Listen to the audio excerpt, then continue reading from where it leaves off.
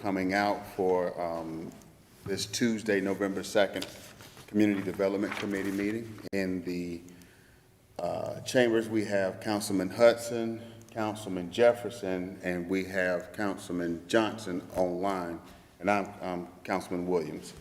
So we'll go ahead and get going. I just think I just did roll call. So the first item up will be an update from the Homeless Service, Guilford County Continuum of Care. I will turn the floor over to Dr. Palmer. Dr. Palmer, who's online?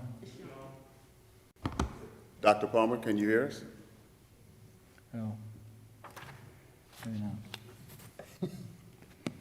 Not yet. I'm Sherry Neal, Continuing of Care Program Manager. I'm online. Okay. Do we want to go ahead and, can you present for her, or? Well, I will, yes. Well, I'm Sherry Neal again, the Continuing of Care Program Manager, who working in liaison with the county as well as the COC. Currently, right now, we have been working on our NOFO, just kind of those types of things. We've been working on, of course, our continued partnership, looking at how we can build capacity in regards to the COC and some of the work that is being done on the ground so that we can expand capacity overall. We had a work session to talk about some of the great needs, the grand needs that are needed here in the community. And Dr. Palmer and I will be working working side to try to pull all that together to share with those parties to make sure that needs are being met, or knowing that needs that are necessary that need to be met here in the community. Mm-hmm. Thank you. Thank you, Mrs. McNeil. I'm sorry, Mrs. Neal. No worries. If you have some specific questions, I can answer those to the best of my knowledge as well. All right. Is there any member of the committee have any questions? All right, thank you. If we do get her online, just let me know. We can rotate back. So I will go on to the next item, which is an update on winter shelter and white flag. I have a list of names here. I don't know if you want me just to kind of call out the order here. I got, in the room I have Brian Hahn. Wait a minute, I'm sorry. Yep, Brian. I do have Brian Hahn. You do? Okay, hey, sir. Okay, all right, and then I have Ryan Ross also, and I see Brad. Hey, Brad. How you doing? Brad Bowers, West End Ministries. I think I have a Will, and forgive me if okay, I'm just going to say Will. I'll spare you on the name slaughter here. And then, let's see, Antoine Dalton, and I'm missing one.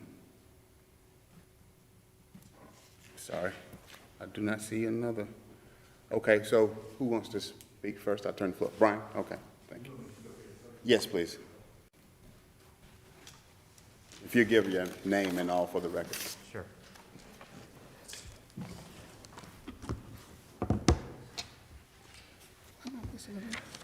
All right, good afternoon. My name's Brian Hahn. I'm with Partners Ending Homelessness, and thank you for the opportunity to talk with you all, both in person, often like Sherry and Dr. Palmer, you hear from me virtually. The work obviously continues. Like Sherry said, we've got a lot of good things happening. I will share this just briefly. The hotel, I know often we give you an update on the COVID-19 response hotel. As of last Wednesday, we had moved 1,559 clients safely into shelter as we continue to respond to COVID, and we're at about a 9% positive rate with COVID. That's a little higher than we'd like. I know the county is coming down, but we continue that operation. You're going to hear about that just more in a minute. I'm just going to be very brief and introduce the concept of winter emergency shelter. The folks who you're going to hear from here in just a minute, these three organizations, in my opinion, are really the folks on the front lines doing the hard work every day of serving our clients. And they have been a part of the Guilford County Continuum of Care. They work closely in our efforts in responding to COVID, and as you can feel in the weather, we're starting to think about winter. As you can imagine, it's been quite a challenge to respond appropriately and safely with COVID. Most of our shelters are still operating at or below 50% capacity.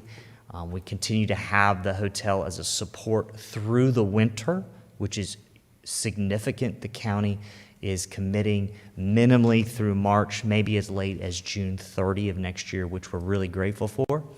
However, we still have folks on our coldest nights that we need to be prepared for to serve in this community.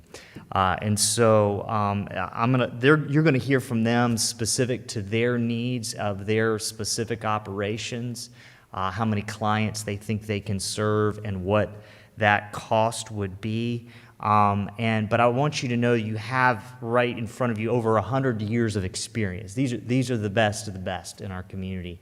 And so I'm going to let them speak for themselves, and then I will close after you hear about their ask. So I think Mr. Ryan Ross is going to come first from Open Door. Brian, can I ask you, what's the? Yes, sir. Tell me the 9% positivity. Where is that specifically? Is That is in the specific shelter? to our clients who have been at the hotel. At the hotel. Yeah, that's not countywide. Those numbers are lower, actually. Yeah. Okay. Yeah.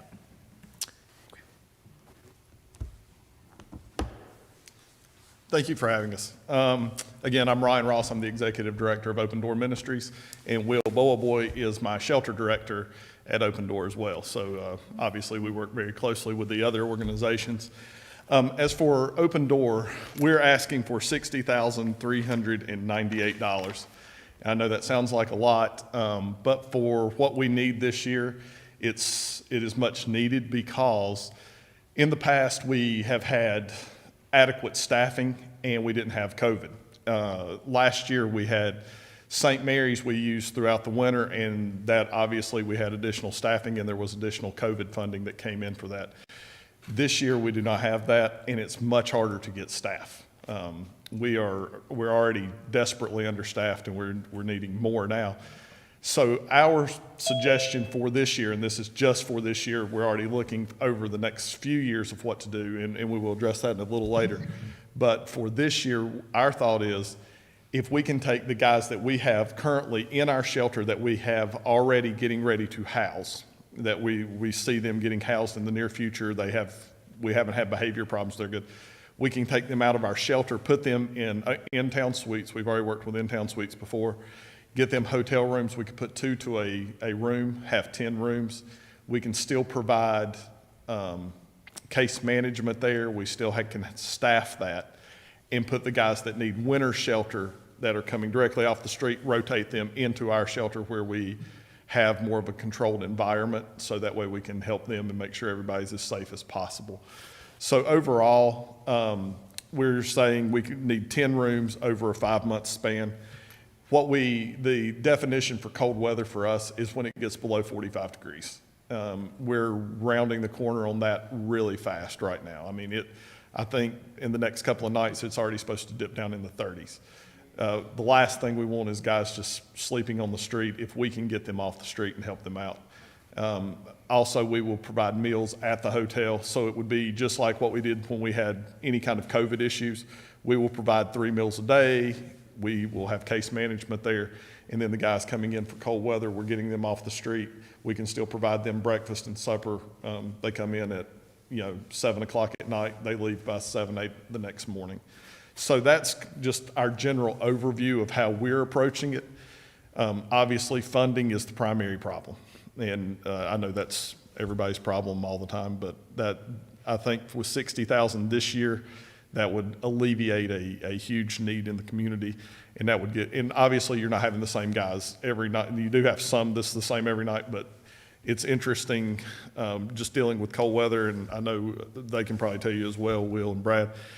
Some people will have some place to stay 2 or 3 nights, and then, they'll come stay with you. So it's kind of rotating, and that's another reason we would have it at our facility, and then put our guys that we're transitioning into housing, put them in the hotels for those months.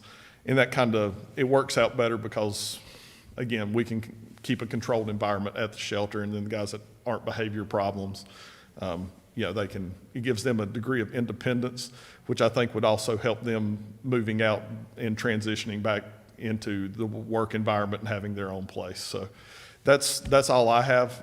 If anybody has any questions, I'll be glad to answer. I got a couple, this is Councilman Williams, I got a couple of questions, and then I'll turn it over to any colleagues.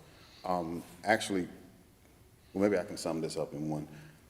When you're talking about the 60,000, are you talking, and you say this year, you're talking about going into 2022 fiscal? Yeah, it would go for the next 5 months. We would start this month and go till, what is that, February, March? That's April, yeah, in the 1st of April. first of all, okay. So that, that could fluctuate some if we have if it gets warm really quick, we might not use all of it, but that is kind of what we're thinking right now. Is this in conjunction or besides, for the nonprofit allocation application? Is that where? This would be additional to. Additional to? Yeah. Thank you. Any other questions from colleagues? I've got a question, but I don't know if it's for Ryan Ross and Open Door. I think it may be for Ms. Wilson, who's here.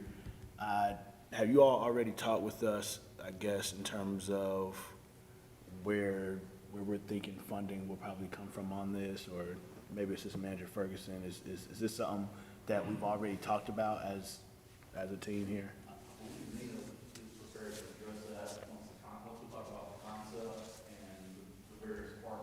Okay. Maybe can describe that, what the funding source could be, and how this is out of the normal funding cycle, because normally we're talking about these type of appropriations in the spring, and due to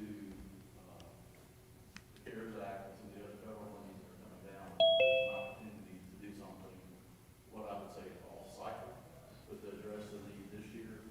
I think she can get into a little bit more detail as to how that might work. Okay. Any other questions? Can I ask, is this something that churches can help you all with? Last year, we used St. Mary's. Right. And we paid them, and we had the staffing to put over there. It would be great if they could. Part of the problem with the cold weather, and we could use that the same way as we did the hotels, but just due to COVID, they're a little shy about letting us use those facilities. And with our population of people, they kind of tend to mess things up a little more sometimes. So that's kind of where the problem is. And then it gets back into the primary situation right now. And you drive up and down the road, you see help wanted signs everywhere. We're the exact same situation. We're just not able to pay that much. And so just staffing is really, really rough on us right now. So if we can keep as many as we can in our shelter, then it limits how we could only have one staff person just kind of going and checking at the hotel, and then the hotel has obviously their own staff and security, which kind of offsets the need that we would have. So it's not really a cost saving to sit them in a. Yeah, this amount of money would basically be the exact same we would have to pay either way. It just kind of makes it easier this fiscal year for us and this season. Any other questions? Thank you. Thank you. You mean Brad? Yeah, just whoever's coming up next. Brad, if you give your name and info when you get up there. Yeah, I wonder if we got you back on the, when is the next time we're going to be visiting you from IMC? Say that again now? When is the next time we're going to be visiting you from IMC? I thought we just did something, a month ago? We did your food pantry. Yes. When will y'all be visiting again from the IMC? Yeah. Soon, I hope. Very soon. That was such a blessing. I actually, it's another person that's handling the scheduling now, so I was just curious. So I can try to make sure we keep it. They are usually very good. I mean, usually we see y'all at least once a quarter. Okay. So it should, I think it was about a month or so ago, so hopefully it will be, again, very soon. Well, my name is Brad Bowers. I think I know the majority of everybody here. I'm the Executive Director of West End Ministries. I want to tell you just a little bit about our shelter, and I want to talk to you about our winter shelter, what we're asking and how we've got it broken down, and what we're at, the reason why we're asking for it. And I'm guessing that the majority of everybody already knows the way High Point is broken up. West End Ministries, we shelter the single women. Open Door Ministries, Ryan and them, they shelter the single men, and Antoine and Salvation Army, they shelter the families. It is broken up for a reason. The population does not work very good together, so we have it broken up. The winter shelter has always been a struggle. We actually started ours just a couple of years ago, and we've been tweaking it every single year since. Funding, of course, is our main struggle with it. Unlike Open Doors, we do have a building on our site, on our campus, that we can house an extra women. When COVID hit, we went from 22 women down to 14 because of social distancing. The same as, I believe, just about every shelter here. Our winter shelter, and we're turning people away every single day. We have at least probably 5 to 10 people we turn away just about every single day. When winter hits and it gets below 35 degrees, it is not good to be turning people away. And it just, I mean, it's sad when we have to tell people that there's no room. Feel like the innkeeper in the Bible. There's no room, no room at the inn. Because we can place extra beds in another building on our campus, we don't have to rent a hotel, but we do have to staff it because our staff is far enough apart that we have to have all new staff. I mean, a completely different set of staff to work it. What we are proposing, we've actually got 2 asks on the table written up for you. For us, for the first year, which would be this year, and I think Nina's going to talk even a little bit more about that in a moment, we're asking for $50,472. And we've got that broken down. The majority of it is staffing cost. There is cleaning cost. We have professional cleaners that come in. We use Janet King, actually. They come in, I believe it's the same one that the other shelters use as well. They're very expensive. I mean, they wipe down everything, they clean everything, they use their spray. It's every building that they come into is right at $500 a visit. We've also added in a little bit of utilities because our utilities, our second place for our winter shelter will house 15 extra women. You get that many people in one building, your utilities skyrocket. And make no mistake, my plumber sends me a Christmas card every year, if that tells you how our plumbing and stuff goes out the roof. Last year alone, in our winter shelter, we seen 35 different women, besides the 200 and some that we've seen at Leslie's house throughout the year. Those 35 women would not have had anywhere to go. They would have been on the streets last year if we wouldn't have been able to do the winter shelter. Again, we run from the 1st of December through the end of March. We're like Ryan. If weather breaks, and hopefully it does earlier, we end earlier. We are also asking for a 5-year plan after that first year. We get through this year, we're asking if the city would put us on a 5-year plan with them. And we've actually even added inflation in there. And if you'll notice on our proposal, we're talking about paying people $12. Our lead would be paid $15 an hour. our staff members that work would be paid $12 an hour. That's, and it's very hard to even get people at that rate. Our 5-year ask is, with all the organizations together, we're asking for $766,409. And that would be split up between the 3 agencies. Counting in inflation, every agency is a little different in the way they run. So when you look at the proposal, you'll see the numbers a little different. And that's because every agency runs everything a little different. I hope we know how to take care of the homeless. We can do the work. We just need the funding. And that's why we're here to ask the city for. Thank you. Thank you. Is there any questions for Brian? Oh, yes. I'm sorry. okay. You got any questions? I was ready to vote there. Does anyone have any questions? None? Okay. Thank you, Brian. All right, thank you.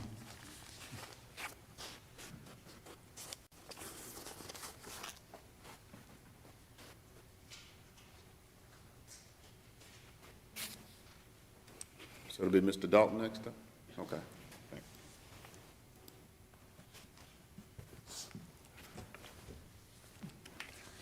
Yes, good afternoon. My name is Antoine Dalton. I am the director of the Salvation Army. Also have here with me Ms. Jenna Antignano. She's our shelter manager. Don't want to repeat. I'm going to be real brief without repeating what a lot of the organizations have already shared. But most importantly, just want to talk about just how unique our situation is. As Brad said, each agency has a specific population that they serve, with Open Door serving the men, Brad serving, the women. But far as with us, with the Salvation Army, we are the only family shelter in this area. Pre-COVID, we had the capacity to serve at least 64 individuals in our facility. Due to some adjustments and additional accommodation that we had to make to keep everyone safe, we now keep it below 50% like all the other agencies. So we also, which even if we were at full capacity now, our capacity would be at 55, because now we have a designated area that we use as a quarantine room, which usually can accommodate up to 12 individuals. So for the winter shelter, it's very challenging financially for, as a lot of other agencies have said, because we have to have staffing. It's important that we have staffing in place, because they are placed in an additional side of the building, a different location where they'll be placed, but they also will be able to receive some of the services that some of our residents in our facility receive, on a daily basis. Most importantly, it's that case management piece that is real critical, because we serve families, we have to work closely with a lot of the schools and other agencies that the families may already be working with. A lot of our referrals come from the school system, come from school social workers, come from DSS, social workers, CPS. So we get those referrals when they identify families that are sleeping in their cars that need those immediate placements. So that's the biggest challenge for us, is having staff in place that can not just monitor individuals in that side of the building, but also provide that case management piece that is so critical, and just making sure that the kids are not left too far behind with their schooling. In our family shelter, we find that so many of our children are already grade levels behind just because of the lack of being in that classroom, inconsistency of being in that classroom. So it's so important to really pick up that piece, to see, most important, what school they've been assigned to. During the remote learning period, there were some students, as we all know, that didn't even log on at all that whole period during school. So we really want to make sure, just as we identify particular families that we're serving, that we get them connected to their school that they're supposed to be assigned to, and make sure that we stay invested in that they stay engaged in it, most importantly. So the operational cost primarily is for our staffing and operational expenses of having things in place, having areas to serve these families to meet those needs. We're asking for, $51,980 just for those 4 months of the winter overflow shelter during that time. That also allows us to serve up to 30 additional individuals in our space that we have set aside for these families. And the face of homelessness looks very different now. Most importantly, a lot of the families that we see are those working poor that have had those financial hardships in their lives or their setbacks where they have been temporarily displaced. It's not necessarily that disheveled individual that you may see on the side of the streets. It's the parents that's just really, the cost of living is unaffordable, for them. So that's a challenge within itself, which is helping them to be able to manage their money, to make better choices with their finances, just so they can have some stability and some sustainability in their families' households, lives. Any questions or anything? All right. Mr. Dalton, is this the, and forgive me if I'm off on this one, is this the Senate, the location on Green? Yes, it is. Okay. And actually, I think I can hold off. Anybody else got any questions? Okay. All right. Thank you. Thank you. Hold on. Just in closing, before Ms. Wilson makes maybe some comments and clarity around funding, if I could just say just two things. The cooperation, collaboration of these agencies along with our network across the county, I think is a heroic feat. Nearly 2 years ago, we thought we were literally facing, this virus that could be damaging to our clients. To this day, the way we trust and share information is amazing. And I think you're seeing that. Already as we anticipate the winter, we're going to be testing folks to make sure they're safely entering shelter COVID-free, or we have a hotel where they could be quarantined, which I am, again, really grateful for Sherry and Guilford County stepping up. I just hope that, again, to work alongside these folks and these organizations is a real privilege, and we thank you on behalf of this network as Ms. Wilson gets ready to share maybe some logistics and details. We thank you for the opportunity to share with you and to come with this ask. Okay. Thank you, Brian. Yeah. I'll turn the floor over. Yeah, please. And it's actually our next agenda item, if we want to. Okay. Well, then that's what we'll do. We will go on to the next item, and it'll be the presentation of the 2019 annual action. So this is an amendment. This is the amendment, Okay, yes, all sir. right. Sustainable amendment. It is CDBG CV3.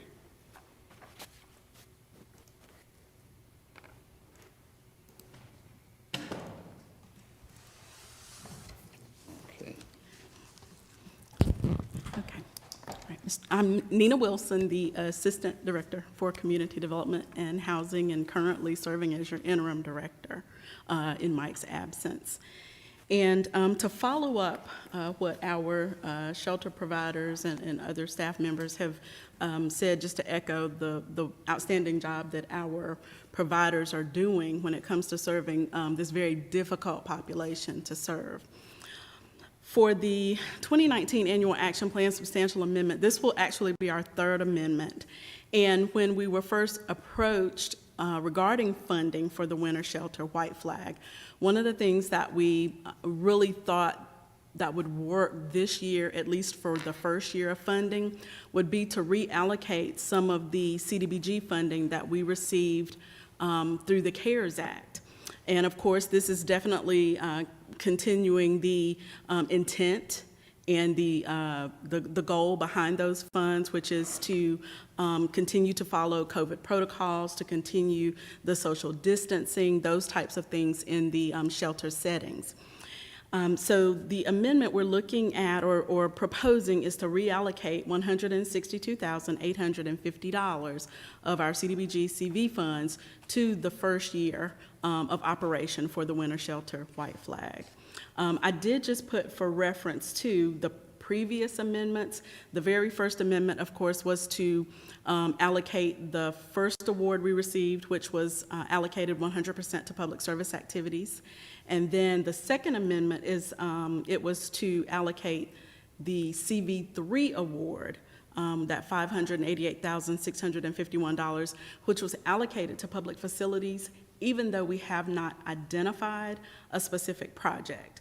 One of the things that we did hope to do was to be able to take this funding and help develop some long-term sustainable solutions when it comes to homelessness and addressing homeless issues. So a project has not been identified for that CV3 award at this time.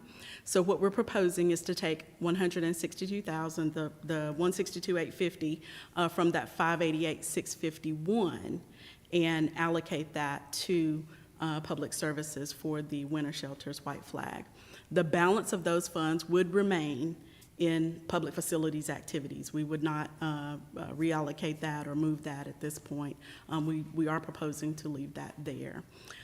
The substantial amendment has been, it was available for a public review and comment period for 5 days, which HUD did allow a waiver when it came to the CARES Act money. Normally it requires a 30-day public review and comment period, but they allowed a 5-day just to expedite the process. And that was last week, October 25th through the 29th. And then we are looking to schedule the public hearing and request council approval on November 15th, at your November 15th meeting. So we are presenting this to you for your consideration, recommendations, and feedback. Are there any questions? Yeah. Are there any questions, staff? So the balance is the 426,000 that'll be left after that. That'll essentially be what's sitting still in public facilities? Yes, sir. Okay.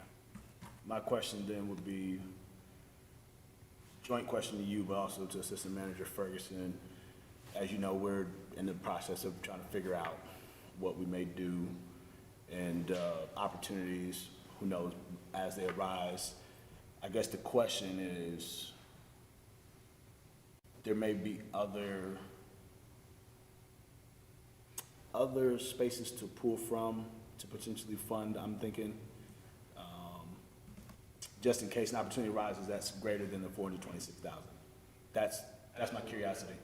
As you're aware, we still have a pending earmark request that's somewhere in Congress. We're not sure whether it may out of Congress, but that is a substantial amount, about $3 million that would be totally funded. The city manager has been briefed on this particular plan and feels comfortable with the allocation of this amount for this year. And we feel like if we find the right facility and there's funds needed up front to purchase or to allocate for that, that we'll be able to find those monies. There's additional opportunities, we believe, with some of the other departmental revenues that are coming in, and don't want to speculate too much with that, but there might be some opportunities there with other colleges as well. Yes, with the ARP funding, the department received a direct allocation of $1.9 million. And of course, there has not been any plan or anything developed for that. And just like the city has to go through a citizen review and comment period and get citizen participation and input, we would have to do the same thing. We just have not started that process. So the 162 covers all 3 of the requests essentially, right? This request does, yes. For year. For 1 year, yes. As Brad mentioned, they do have a request for some long-range planning. That was one of the things that I know last year they did come to this committee, and again, it was off-cycle. So in working with them and talking with them, we said it would be a good idea for them to come before you before we actually start budget for the following year, or the budget process for the following year, just so that they can get that proposal on the table and for your consideration. And that is to do that 5-year thing you talked about, right, Brad? Yes, yes. Any other questions, staff? So what we want to do is go ahead and kind of take action on the 162,000 first. Yes, if you would make a recommendation. Okay. Council approval. I'll entertain a motion for reallocation of the 162,850 of the CDBG CV3. So moved. Second. All right. All in favor? Aye. All right. Well, that moves forward with a positive recommendation. Thank you. Chairman Williams, could I sort of make a request to the 3 entities through your committee? If it was possible, if the payments are going to be made individually, 3 different payments, if each entity could bring us, show us how they're registered with the Secretary of State's office to show us that they're properly formed, it would be a great help, and it'll help expedite the payment and everything too if it's approved by council. I'd be curious, I mean, certainly, I'm just curious, we don't have that information already from them? We've had some, we don't always get the correct information. So, while we'll be looking for it as well, they should have it readily available and make it a lot easier.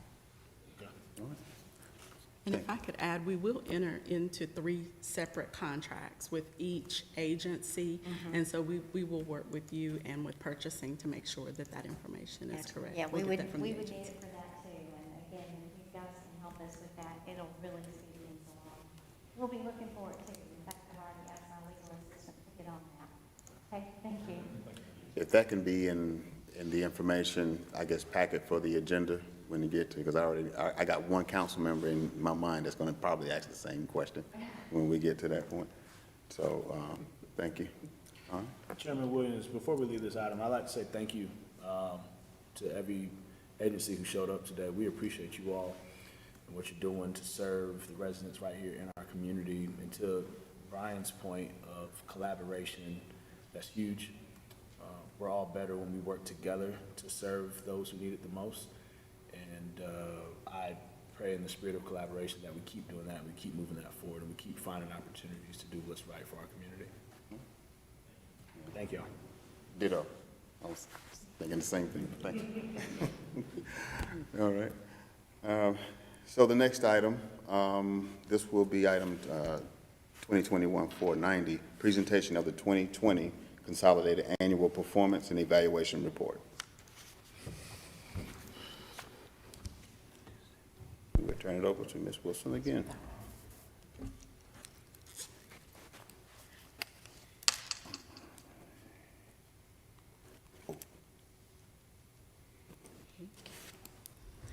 Okay. This is the 2021 Consolidated.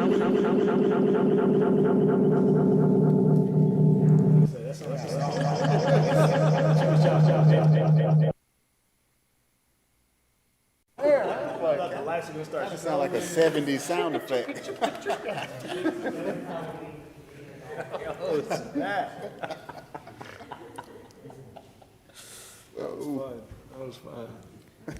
Check 1, 2.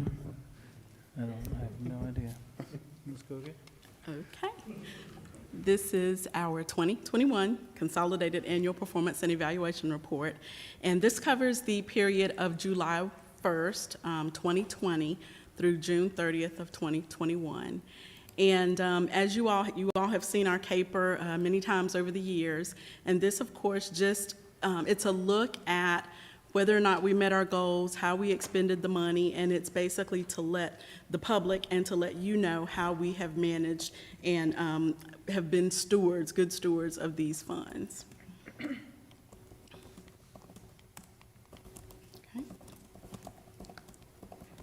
It's not moving. Okay. Let's see. I'm sorry about this. Do you know? Okay.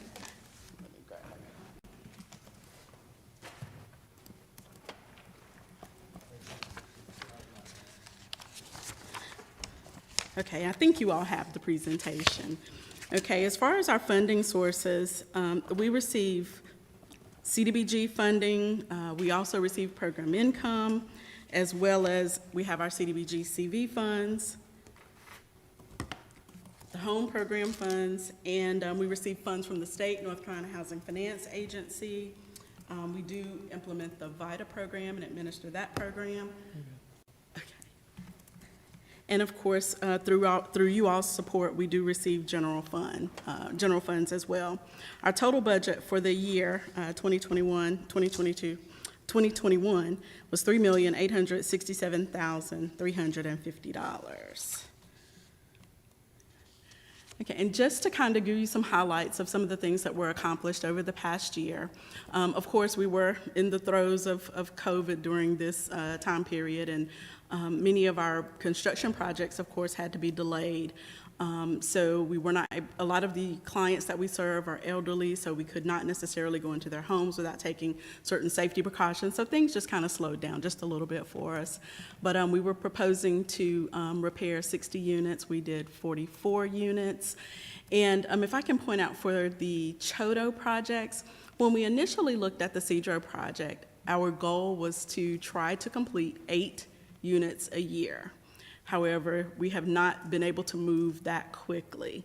So I know it looks like we've fallen really short there, but we are going to have to kind of reevaluate how that project is moving forward and just see how we can speed it along just a little bit. And so the 2 units that were completed have actually been sold. They were sold before the end of the year out at Cedro, and 2 more units are underway. Under affordable rental housing development, the Avondale Trace project on Wendover Drive, that has come online. I believe it's probably just about leased up completely. I live in the area and have seen many people moving in, lots of U-Haul trucks, so that's really good to see that project come online with 72 units. The Homeownership Education and Assistance Program, this is basically our monthly homebuyer education classes. And I'll tell you, as you can see, this outperformed our wildest dreams. And one of the things that we have found is that because people were able to attend virtually, we had a much higher attendance. Normally, when people were attending in person, you might get 20, 25 people each month. But whenever we started doing this virtually, it was much more convenient for people. They didn't have to worry about childcare, or anything like that, anything that may have impeded them coming to the class in person. So that class, and they are actually still doing it virtually, and they are seeing the numbers of up to 70, about 70 attendees each month. Ms. Wilson, is Yes. that translating, pardon me, I'm sorry, is that translating, while it's bringing more folks in terms of attendance, is that translating to greater outcomes in terms of those who are, I guess, acting on what they're learning and gaining from those classes? Are we seeing any increases in the needle moved, I guess, for homeownership for attendees? No, if I can just say too, and that kind of takes us to the next line item where we projected 40 households, but we provided down payment assistance to 22. Because of the way that the market is right now, even though we have many people attending the classes, and of course it's very beneficial, it's helping them with budgeting and financial management, savings, those types of things. But the market right now is very competitive. What we're finding is that for those homes that are in the affordable housing price range, they are very limited, and our buyers are being outbid. That is one of the biggest problems that we're having, is that they are being outbid.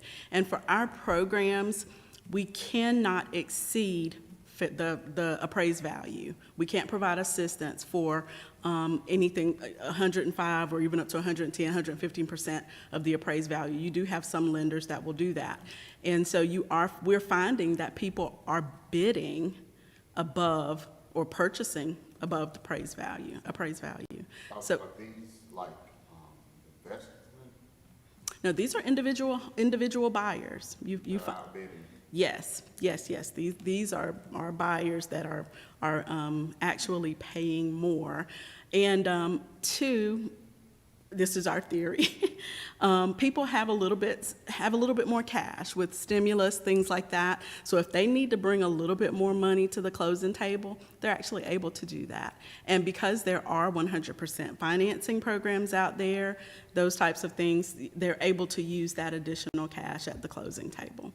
So we've just found that even though we do have that great attendance for the homebuyer education class, it has been a little disappointing to see that it has not translated into more down payment assistance loans being provided.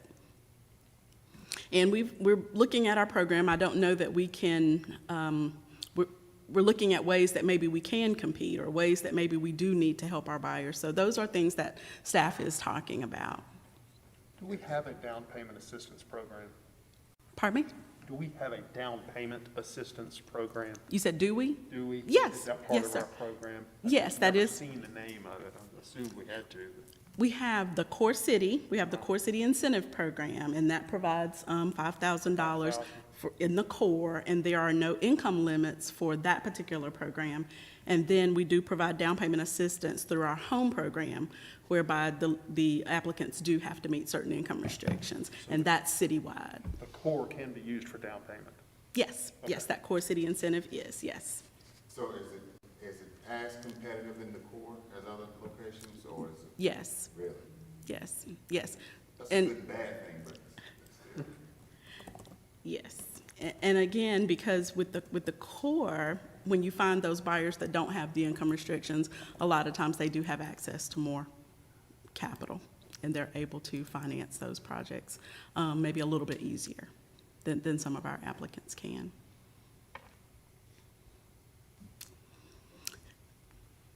Okay, and Core City improvements, just on average, we maintain about 100 lots. And most of these are in the core. On an annual basis, we are cutting grass, removing debris, trash pickup, those types of things on city lots.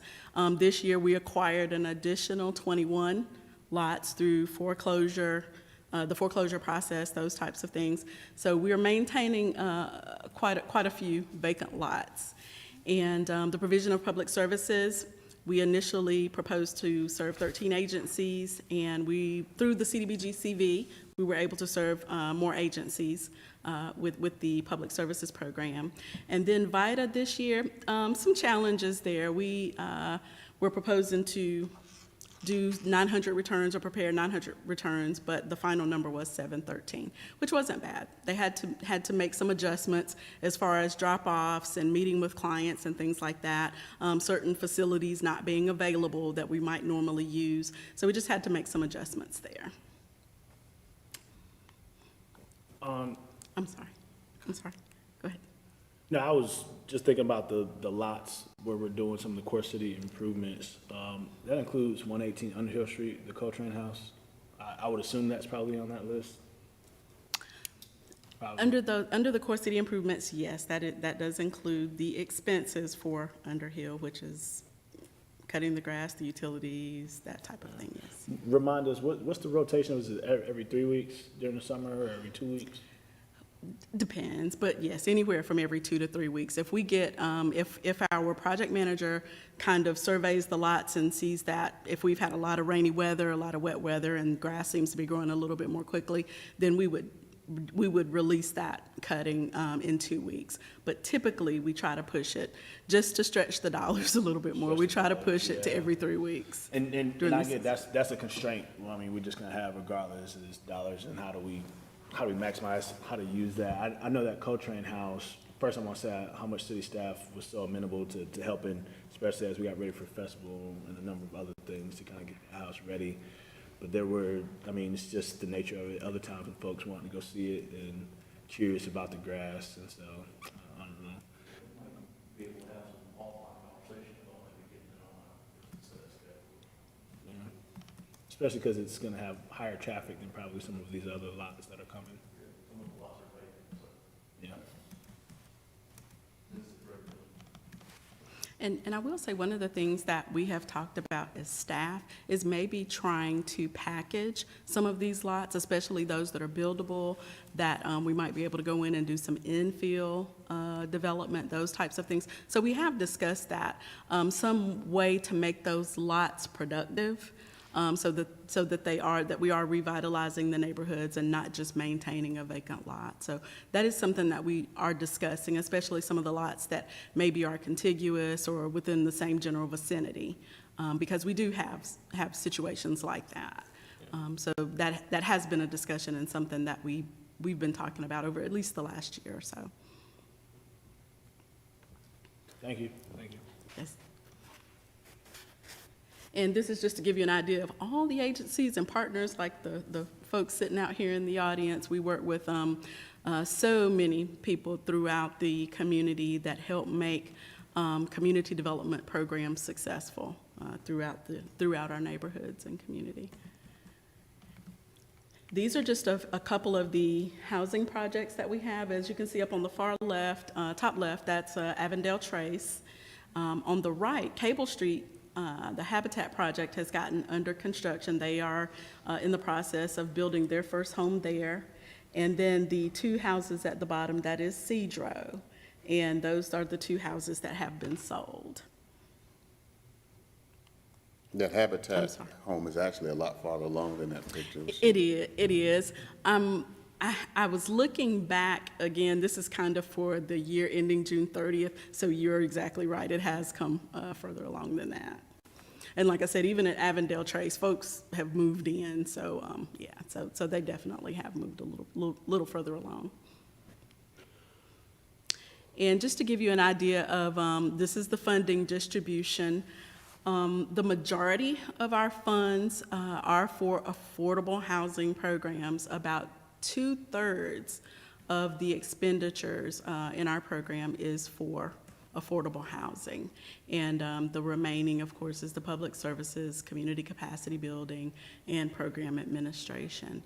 But pretty much the entire far right is, it's all of our affordable housing programs. So that's where the lion's share of our dollars go. We expended a total of $2 million, sorry, it's covered up a little bit. $2,677,023. And I know in the budget, we had $3.8 million, and now the majority of the funds that we are carrying forward are the CDBG CV dollars, those that have not been expended or we have not actually committed those funds. We're probably looking at probably about 8 million, I'm sorry, 800,000, it was 8 million, about $800,000 of those funds that have been carried forward into this program year. And I'll just point out just a couple. I won't go line through line here, but again, with the emergency repair program, like I said, it was kind of down a little bit this year just because we had to slow down on our projects. Operation Inasmuch, even though we did not get to do our normal Operation Inasmuch events, Community Housing Solutions did still make housing repairs. We did select neighborhoods, and they used primarily their staff. And so we were able to continue to provide that service, but we just weren't able to have the big events. And just as a kind of follow-up, we did have Operation Inasmuch on the 23rd, and that was in the Macedonia Pershing neighborhoods. And we were able to complete repairs, or at least the majority of the repairs were done for 13 units, and we were slated to have up to about 130 volunteers on that particular day. I don't know what the final numbers are right now, but we will be giving you some updates on that a little bit later too. May I make a request? Yes. Please schedule this thing away from markets. It's the only time I can't It's go. the worst. And that's exactly what kind of occurred. I'm getting like a word from the constituents in the area. They're grateful. I just hate missing them myself. Just, I understand you. You have definitely been a big help on those projects. We appreciate that, and that is definitely something that I will we'll definitely take that into consideration. We try to wait until it gets a little cooler, but not too cold. So we just have to kind of find that sweet spot there. And of course, in the spring, we're dodging graduations and those types of things. So, yes, that's true. yes. Let's see, as far as the other thing that I wanted to point out was the construction training partnership. Anytime we have a little bit more, or if it looks like we've gone over in the line item, I do just want to point out that in our budget, those are new dollars, but in actual, that may include purchase orders that were carried forward. In the construction training partnership, that was actually 2019 funds that actually caused us. We expended a few more dollars in the 2019, so we got that closed out this year. So now we are looking at our CTP $20. And with Cedro, same thing. That was those were funds that were already committed under a purchase order. So those funds were accounted for. They just were expended in this particular year. Are there any other questions about any of the line items in particular? That's affordable housing there. Here we have our community and neighborhood development programs, and that's where you can really see the difference in what the budget is due to the CDBG CV versus the expenditures, and then program administration.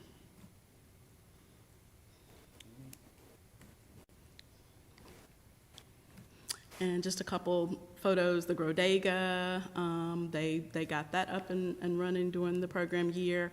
That is at one of the VITA sites. I want to say that's at the ARC. And also on the bottom left is the dental program that we partner with the ARC to do for their clients. And we thought this was something really good to share. This was through a repair that was done through our construction training program. As you can see at the top left, the homeowner, of course, had not been able to use her bathroom for quite some time. She basically had shut it off and put a towel underneath the door. There were some moisture issues, those types of things. So the construction training, the participants, as you can see, there are a couple of them, they're working, and on the right side is the finished product. Wow. Mm-hmm. Major difference, yeah.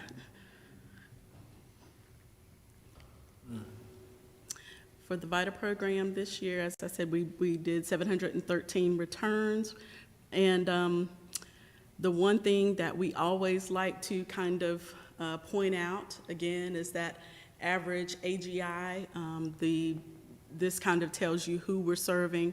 As you can see, for this year, it was $21,938 on average. So we really are providing a service for people that need it. And of course, through the federal fund refunds and things like that, those are dollars coming back into our community.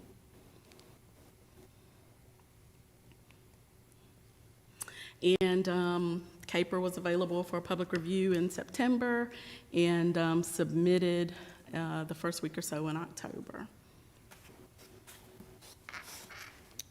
All right. Any questions? Any questions for staff? Not any questions on this, I guess. This is our last agenda item, right? Mm-hmm. Before we're done. I just got general curiosities and thoughts in my mind about a number of things that I think we're working on. That perhaps with the last minute or so, mind, Chairman Williams, is that okay for me to Sure. throw a few observations out there? So I'm curious, because I'm hearing what we're saying. Before we start, do we need to take action on this? That's No, sir. nothing to do, okay. This is just a report. Just for a- you. Yes, okay. report for you. So just seeing the line items, and Ms. Wilson, thank you for sharing that, because it was great. And some of the metrics where we couldn't meet our own goals, a lot of that was so far outside of our control. Everyone was having these supply chain issues. I'm thinking of that and how that's impacted our ability to increase housing supply here in the city. I'm also thinking about, obviously, this huge housing demand that everyone's just faced, period, on top of the pandemic, which sucks, on top of inflation, which is driving prices up on things.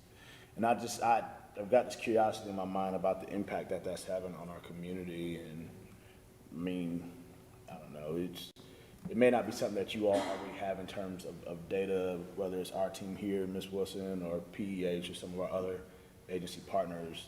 But I'm thinking of that out loud because it sounds like an issue exacerbated. Sounds like supply is not meeting demand in many ways. And again, a lot of that is so far out of our control, but it's what do we do to adjust that? I don't know. If folks have thoughts, I guess just for the area, and certainly I don't want to belabor the conversation, but this is the Community Development Committee who talks about these things, and it's the thoughts that I think are pervasive, at least in my mind, and just thinking about how that's impacting real lives here in our community. Or perhaps the better pointed way here is, are we seeing this major impact because of some of those factors? Yes, please. Sure. Sorry, Chris. Yeah, that's a good question, Councilmember Jefferson. I'm really glad I see that Dr. Palmer's on here as well, the continuum of care. I'll just make sort of two comments. One, you're exactly right. I mean, we can't keep up. We know we have this huge need for affordable housing, right, in our community, and we're doing the best we can to shelter our clients, but we also have a long list of folks that need housing. We want people to be housed, and our folks are doing the best they can to try to house folks, but to Ms. Wilson's point, rent and cost has just shot up, and so even affordable housing is very expensive. The other thing, I'll just make a brief comment. Our team went with some of your staff just last week to the Travel Inn, which my understanding is facing some pretty serious code violations, and we engaged a lot of folks. In fact, we met 10 households, one of which had 5 children, in a hotel that is, in my opinion, uninhabitable. It's as bad as that picture you just showed with the mold. So here we have folks who are vulnerable people in terrible living situations, potentially being evicted or removed, and then our challenge of keeping them housed or safely sheltered. So I don't know if I'm answering your question. I'm sort of contributing to this. As I say to folks, it's our problem needing our solution, right? It's not just over there, it's here together. And so I think as we engage your leadership in this body, and certainly the county, some of this ARPA funds, we have an opportunity, I think, to do some big things, long-term investments for some significant needs. But we're doing the best we can on the treadmill. I say we, these folks here and leadership, but it's like every time we make 2 steps forward, we're falling back. I don't know if Dr. Palmer, if you want to jump in there too. Were you able to hear that, Dr. Palmer? Yes, and so what I would say is that, in the context of, let's just say the ARPA funds, the COC, which definitely includes the presenters that presented tonight related to the winter shelter, we are trying to collaborate even the more to address capacity issues around, yes, the housing inventory as a county, but also in terms of the systems that we have been able to put in place to shelter and house individuals that the organizations that make up the COC, that the individuals that they work with and that they assist on a day-to-day basis. And so I would say to your question, yes, the resources, the need for the resources have definitely increased. The presenters, shared how that relates to the winter shelter and white flag needs. And I was glad to see that there's a 5-year way of thinking about that. But we can do this if we continue to do just what we're doing tonight. And that is listen, try to learn, try to get the facts, try to understand, and then come together and work to try to come up with solutions. And we are doing that. And the last thing I'll say is, a few weeks back, we had a semi-work session where we polled the members of the COC to give insight per the request of the county manager to learn more about what our needs are looking like as it relates to working through the pandemic and working through those issues that were prior or pre-pandemic. So yes, the cost is going up, and the cost is going up in a lot of different ways. But the way, again, that we are able to address that is just what you see here tonight, and that is working together to try to come up with solutions. Thank you. Thank you, Dr. Can I add, I'm sorry, can I speak? This is Sherry Neal again, and to just ditto what Brian, the presenters have said, and Dr. Palmer. And then just as an example, as we said, to look at that house, we're not just looking at that, but we're looking at health issues. And so we think about our healthcare system as well and how that affects, or how people are not getting healthcare or getting medical help because of their living in situations like that. And then we look at children who we know have asthma and people with long-term health issues. So that it just doesn't, it's a whole wraparound, and it impacts a lot of different areas. And so I will ditto that we have to work together and continue to work in a collaborative effort and be strategic in expanding, but being efficient with our dollars so that we can support our community. Because really, without these community partners, the work that you all as officials from the city would not be able to have that work, wouldn't be able to be done without these individuals helping on the ground to make those things happen. And so I just wanted to just add that tidbit and to just thank Nina and her team for always being accessible and helping and supportive, and their input in any efforts that they can to help make the city of High Point a better place for all individuals. Thank you, Mrs. McNeil. Yeah, I appreciate Brian, Dr. Palmer, Ms. Neal, and everyone giving comments on that. I'll say this. Prior to the pandemic, I certainly had the position that I didn't think our supply here in the city was meeting the demand for our city. We have a city in the middle of revitalization, inherently creating a city that should be more attractive to live and work in. And if we make it more attractive to come to our city, and we're doing marketing and branding efforts to attract folks to our city, we are increasing the demand for our city, which means we're increasing the demand for the commodity to live in our city. And the commodity of living in our city are homes. But if supply is not going up, we've all taken economics courses that tell us as demand goes up and supply does not, scarcity happens. And when scarcity happens, prices go through the roof.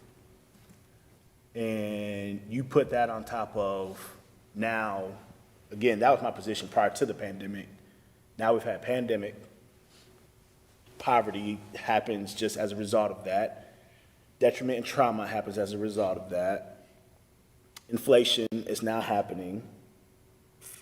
And so many other things are just contributing, this high demand for housing. And it's like collaboration to serve those who are experiencing homelessness is huge. Because right now, if I could use the metaphor, folks who are drowning in the river, you all are saving them right now. And we need you to keep saving them. But as a community, if we don't band together to go upstream, to tackle the jerk who keeps throwing folks in the river, we're just gonna keep saving. And if our solution 5 years from now, as High Point becomes more and more attractive, is to build more shelters, we're not getting it. And I feel like that needs to be said, because at a certain point, we're gonna have to come together very scrupulously, very intentionally, very thoughtfully and strategically to figure out how do we truly increase housing supply in High Point. When I was on the CAC, hearing the statistic that we had a 4,500 unit plus shortage threw me completely off. And I don't even want to ask where that number might be at now if we did an audit or inventory. So I think it needs to be said. I know that was a whole mouthful, and hopefully supply chain gets right and we'll get some of our stuff back on track. But even beyond that, we've got to do so much more. And dare I say, we've got to be bold enough to look at things such as housing bonds to bring us some 5,000 to 10,000 units. There's no way you create the single most livable, and then when people come, we then say, oh crap, we have nowhere for you to live. Sorry. And if cost of living goes up in our city, then all these companies that we're attracting, eventually, you know what they say? I can't put my factory there because I can't pay someone this salary to live here anymore because it costs too much to live in your city. So I'll go put this warehouse somewhere else. Now, there are so many byproducts and downstream effects of us not fixing this issue that's gonna come back to bite us. And we just exacerbate the wealth gap even more. I mean, I'm sorry, I'm on a soapbox, but I'm hearing what you all are saying, and y'all are doing incredible work. There's no doubt about that. But the issue of homelessness is directly attached to housing. I mean, that's the definition of it. Homelessness, I do not have a house to be in. And if the city doesn't have enough, the city's gotta get enough, or we can't keep inviting everybody here. Right.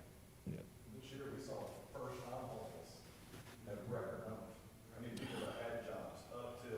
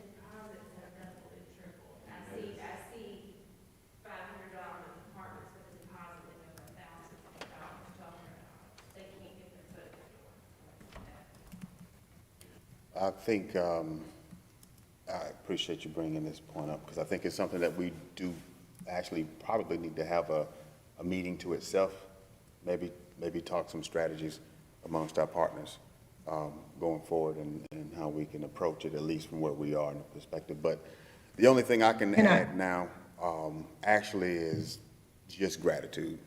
I mean, I'm grateful for all of y'all. I'm grateful for our partners. I'm grateful for the work you're putting in.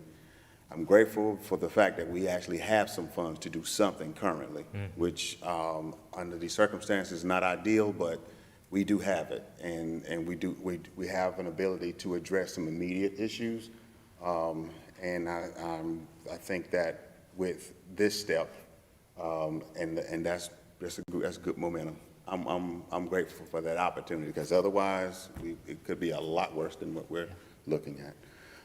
And can I say, I'm sorry, I know it's time to go.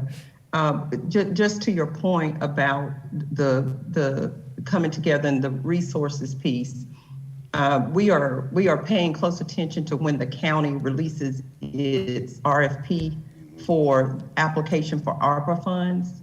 And so we may very well be circling back around because we do plan as a COC to submit a collaborative proposal, scope of work, application as it relates to some and/or in some cases all of what we're talking about tonight. So I just want to just kind of put it out there that we'll be back, and it'll be in alignment with the timeline of when we will have to submit an application for the American Rescue Plan funding. Well, it's interesting. And so we don't have control over that timeline, and It's interesting you bring that up, because they were actually in this dais not a few weeks ago, and that was part of the conversation. It covered everything, you know, anything that was negatively affected by COVID, including health. So yes, and we have a preliminary agreement with them to partner to attack some of these issues. All right, I'm going to thank everyone. If there is anything else, I will entertain a motion to adjourn. All in favor? All right. We are adjourned. Thank you, everyone. Thank you.